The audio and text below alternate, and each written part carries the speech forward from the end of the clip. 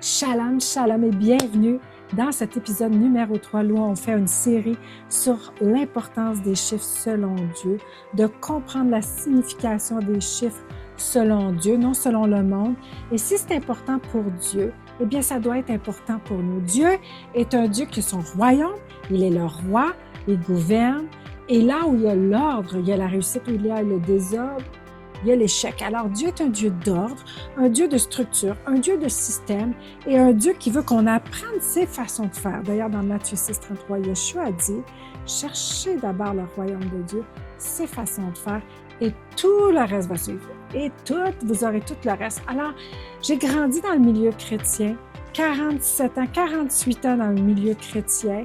Je suis née de nouveau depuis plus de 45 ans et c'est seulement depuis à peu près 2008 que j'ai commencé à découvrir la signification des chiffres dans la parole de Dieu et l'importance pour Dieu que Dieu ne fait rien par hasard. D'ailleurs, il ne t'a pas créé par hasard, coïncidence. Il n'y a pas d'hasard avec Dieu.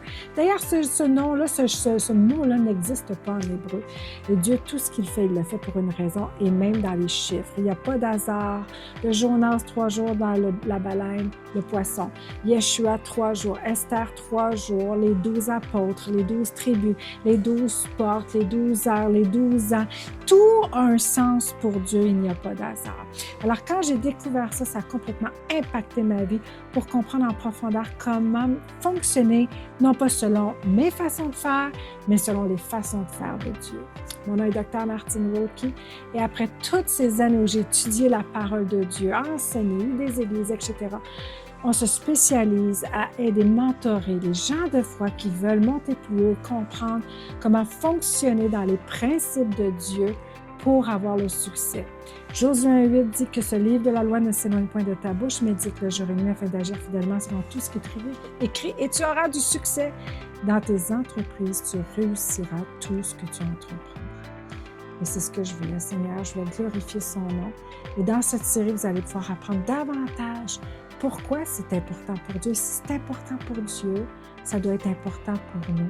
Alors, on est dans une série. Si vous n'avez pas regardé, visionné l'épisode numéro 1 et 2, je vous invite de le faire afin de pouvoir comprendre davantage sur les codes de Dieu et de pouvoir les utiliser.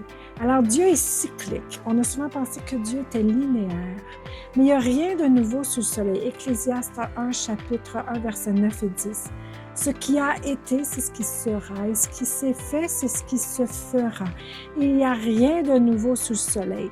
S'il y a une chose dont on dise, voici ceci, c'est nouveau, cette chose existait déjà dans les siècles qui nous ont précédés. Tellement puissant et important ce passage, parce que même Yeshua a dit, attention, quand je vais revenir, ça va être comme dans le temps de Noé, comme dans le temps de Sodome et Gomorrhe. Alors, il y a les cycles qu'on se rend compte. Il y a le cycle qu'on voit que la célébration que Jésus, dans Jean chapitre 10, célèbre la fête de la dédicace, qui est la fête des Lumières, qui est la fête lorsque les Maccabées ont repris possession du temple qui avait été perverti par l'armée grecque assyrienne. On voit le même paradigme que dans la fin des temps où l'esprit d'Antéchrist va s'asseoir dans le temple, se déclarer étant le Messie et va vouloir pervertir le temple.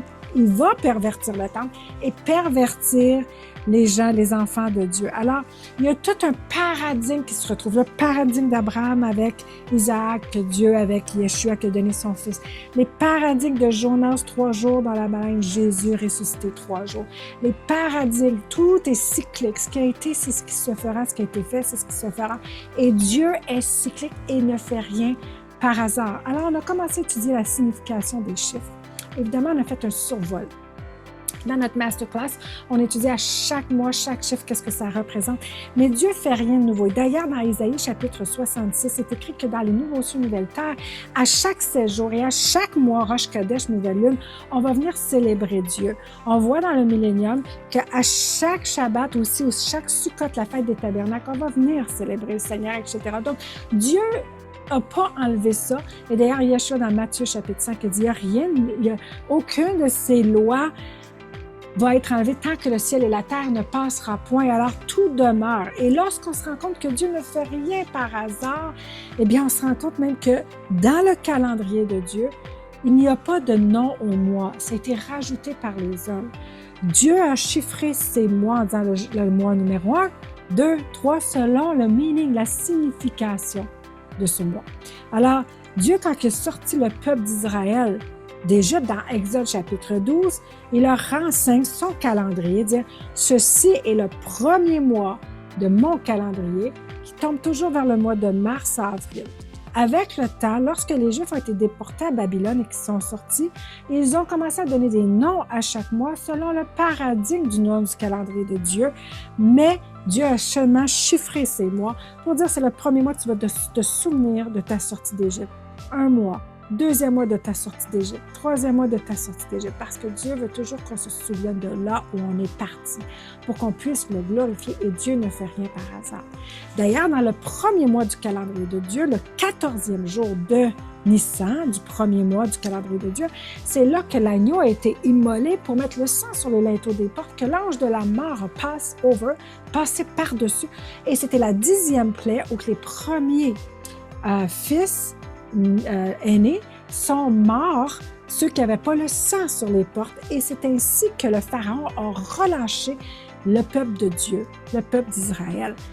Le 14 de Nissan, depuis 1500 ans avant Yeshua, à chaque 14 de Nissan, à chaque 14e jour du premier mois, on célébrait avec le repas de Seder de se remémorer ce que Dieu avait fait pour son peuple, pour les relâcher, les délivrer de l'oppresseur, les délivrer de l'esclavage, les délivrer des ténèbres, les délivrer de l'ennemi pour les amener dans leur terre promise. Et Yeshua, au même moment, en prenant le repas de Seder avec ses apôtres, a déclaré que ce pain et ce vin qui étaient pris depuis 1500 ans pour se remémorer la nuit avant le sacrifice, que justement le sang sur les linteaux, qu'elle a été délivrée, il a pris ça, dit, si c'est mon sang, je vais être l'agneau qui va être immolé pour vous, une fois pour toutes, pour vos péchés. Alors même Yeshua, au moment où que l'agneau était toujours immolé, par rituel pour se rappeler du sacrifice,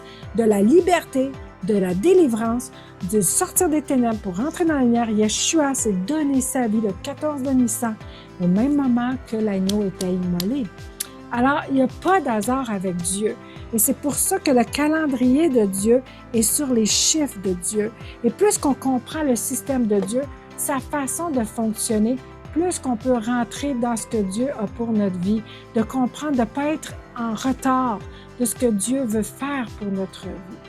Je prends quelques secondes pour t'annoncer une bonne nouvelle. Si tu aimes les enseignements que tu entends en ce moment, que tu veux en savoir plus sur le système de Dieu, le calendrier de Dieu, ses fêtes, ses moedimes, eh bien, j'ai une formation gratuite pour un temps limité que tu peux avoir dès maintenant. Alors, clique sur le lien ici en bas et tu vas pouvoir recevoir l'accès de cette formation gratuite. Et en même temps, si tu désires te joindre dans une communauté de vierges sages qui aiment parler du royaume de Dieu, du système de Dieu, eh bien, tu pourras te joindre dans cette communauté exceptionnelle. Le système numérique de Dieu encode son agenda prophétique et ses paradigmes. Donc, lorsqu'on comprend que Dieu a ce système numérique et les chiffres ont une importance pour Dieu, une signification, eh bien, ça nous permet de suivre où Dieu s'en va plutôt que de se demander où qu'on s'en va. D'ailleurs, à chaque 16 jours, à chaque nouvelle lune, 3 fois par année, à chaque 7 ans, à chaque 50 ans, Dieu a ses patterns, Dieu a ses cycles, à chaque 16 jours. Et d'ailleurs, pour l'éternité, à chaque séjour, à chaque Shabbat, on va venir dans la présence de Dieu. À chaque nouvelle lune, en hébreu, Rosh Kadesh, Rosh qui veut dire la tête, Kadesh du mois. À chaque début de mois, à chaque nouvelle lune, on va venir dans la présence de Dieu. 3 fois par année. Même Paul, dans 1 Corinthiens, chapitre 5, versets 7 à 8, il dit « Fêtons donc la fête des pains sans levain, avec un cœur sans amertume, sans péché. » Alors, le calendrier de Dieu a ses paradigmes, a ses patterns, et c'est fait avec des chiffres et non avec des noms. Alors, quand on se réalise que, wow, Seigneur, même Paul Rabbi Sharoul, qui était un rabbi qui s'est converti, il faisait la guerre aux chrétiens croyants, qui faisait la bonne chose, et que Yeshua a dit sur le chemin de Tarse, « Hey Paul, pourquoi me persécutes-tu? » Pour réaliser que vraiment Yeshua était le Messie annoncé, qui s'est repenti. Même Paul ramène en disant « Fêtons la fête des pains sans levain. » Parce que Dans chaque fête, il y a une signification de ce que Dieu veut déverser dans notre vie. Yeshua a accompli la fête de la Passover, la première avec les pains sans levain, la fête de la Shavuot, de la Pentecôte, et la troisième saison n'est pas encore accomplie. Et tant que ça ne sera pas tout fini, on continue parce qu'il y a des bénéfices à recevoir. Il faut comprendre que dans le calendrier de Dieu, le mois numéro 1 a une signification. Le mois numéro 2 a une signification. Le mois numéro 3, à chaque Rosh Kadesh, Apocalypse 22 dit que l'arbre de vie donne son fruit à chaque mois pour des guérisons particulières, un fruit à chaque mois. Et à chaque mois, Dieu au Rosh Kadesh, dans son mois, il y a des bénédictions particulières. Il y a une chose que j'ai appris après 45 ans que je sers Dieu. Plus de 25 ans enseigner la parole de Dieu.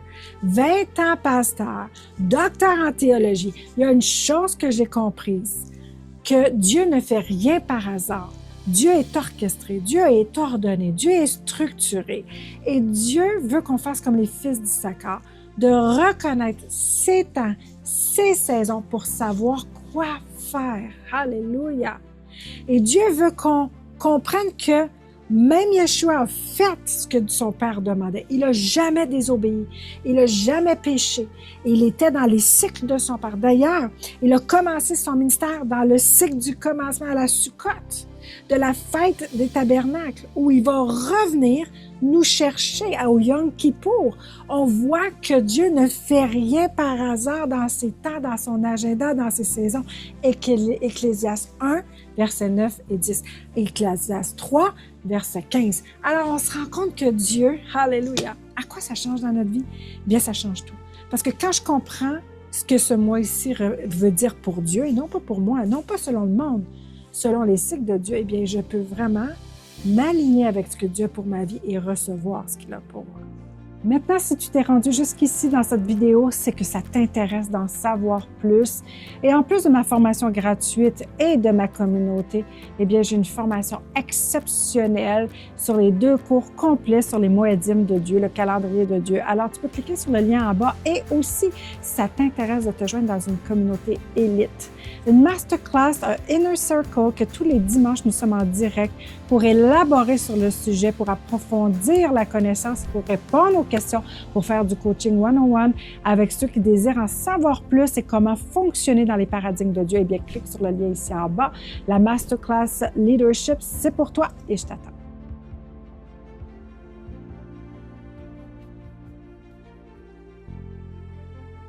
Maintenant, il y a une chose que j'ai appris après toutes ces années-là, c'est que le diable attaque toujours ce qu'il craint. Alors, il va attaquer ce qui est des bénédictions pour nous. D'ailleurs, derrière chaque instruction, il y a toujours des bénédictions. Quand Dieu dit de tout quitter pour le suivre, il dit, tu vas récolter au centuple dans cette vie-ci, dans Marc chapitre 10, versets 29 et 30. Donc, il y a toujours des bénédictions dans l'instruction, d'obéissance à l'instruction. Et l'ennemi vient nous voiler de choses qui nous ont été séparées par la doctrine de remplacement, en disant, ça, c'était pour les Juifs, c'est pas pour nous. Petite notion ici, les Juifs, c'est juste 2 tribus. Qu'arrive-t-il des 10 autres tribus? Ils n'étaient pas des Juifs.